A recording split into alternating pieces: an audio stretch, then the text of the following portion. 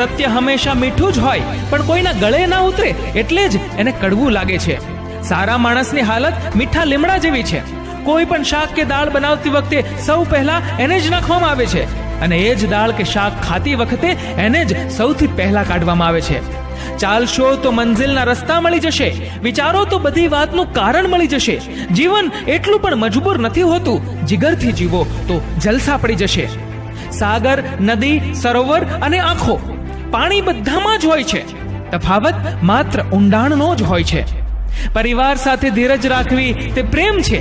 અન્ય વ્યક્તિઓ સાથે ધીરજ રાખવી તે આદર છે. સ્વયં સાથે ધીરજ રાખવી તે આત્મવિશ્વાસ છે અને ઈશ્વર સાથે ધીરજ રાખવી તે શ્રદ્ધા છે. મારું માનો તો બે કામ જિંદગીમાં ક્યારેય ના કરતા: ખોટા માણસને પ્રેમ અને સાચા માણસ સાથે ગેમ. કોઈ જીવને ભલે ચણ ના નાખો પણ કોઈના જીવનમાં અડચણ